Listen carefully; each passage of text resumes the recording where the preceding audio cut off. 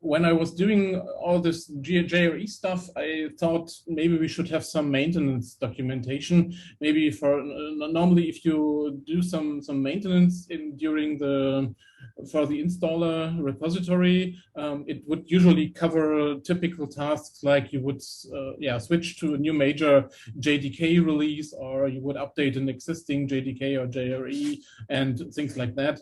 So I'm just having an outline now how the structure could be.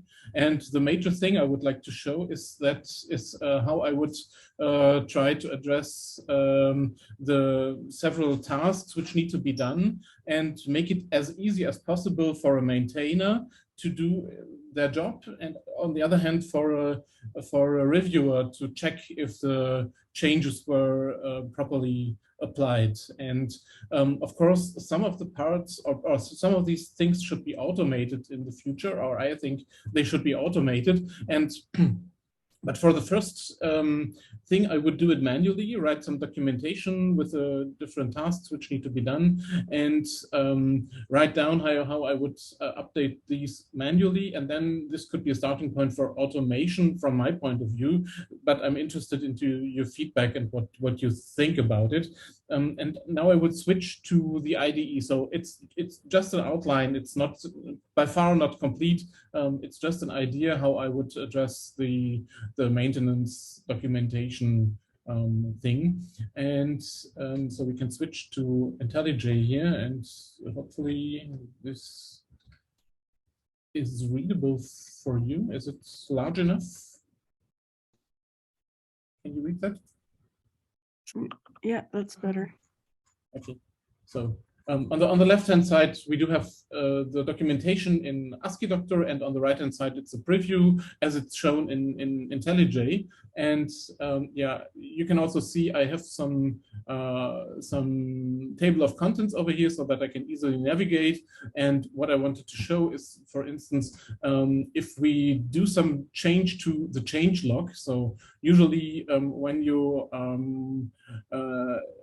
are adding a new JDK version or a new JRE version, you need to update all of the change logs. And then I distinguished for the different types of installers we have. So for Alpine, for instance, there is nothing to do. For Alpine, there is no change log, so you do not have to do something. But for Debian, there is something you have to do. And for the RPM M-based distributions like SUSE and Red Hat, you also need to do something.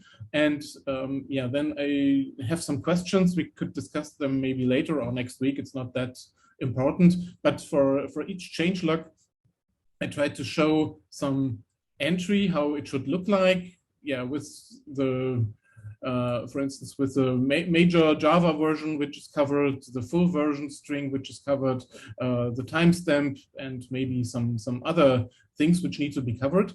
And then I show on the one hand, I can show how this should look as a sample entry for Debian for JDK 8, how it should look like.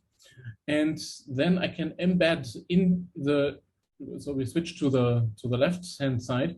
So we switch to the Asciidoc code, and in the Asciidoc code, I can refer to the file itself. So here we have this entry for, yeah, this is for JDK 8 for the for a Debian or Ubuntu changelog, and I can directly, as you see here, include the file, or not even the complete changelog file, but only the part of the file which are interesting here.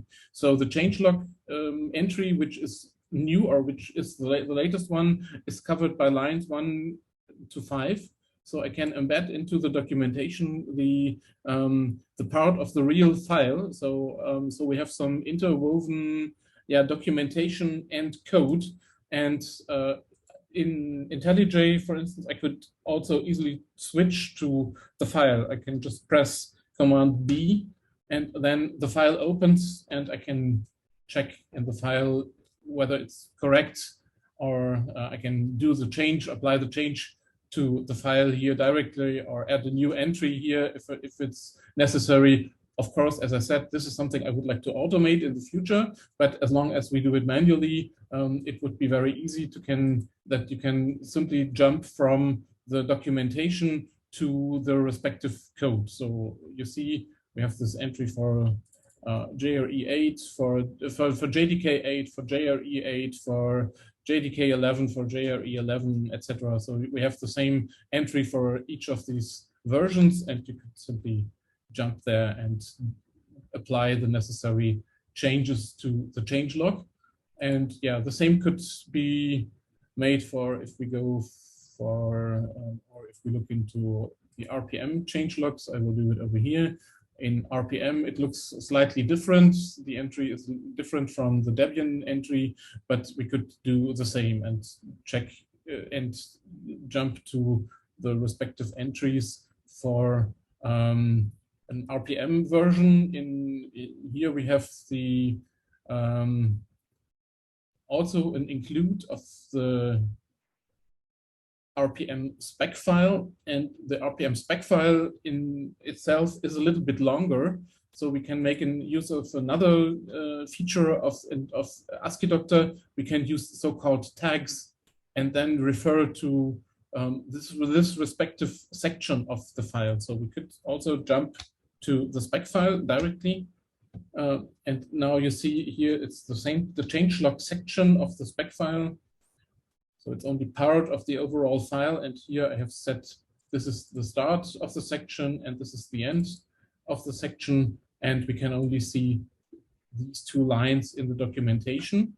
And then this also makes it easy for a reviewer, because a reviewer can directly see on the right-hand side all the changelog entries, and they should all be aligned with the respective versions. So for instance, if we go for JDK8, the full version string should be something like this. And you should see it inside of the changelog entry. And yeah, you can hopefully see something like this over here. And yeah, there I have some questions regarding the format, but however, whatever the format is, in the end, you should be able to see directly as a reviewer in the documentation that all the changelogs have been updated in the right way. So this would be my idea. And yeah, I would like to get some feedback and some discussion about it, if it's valuable for the team for the maintenance and the review process, or if you think it's overkill and it could be simplified in another way, or if there is a better solution for that. That would be my intention for this short demonstration.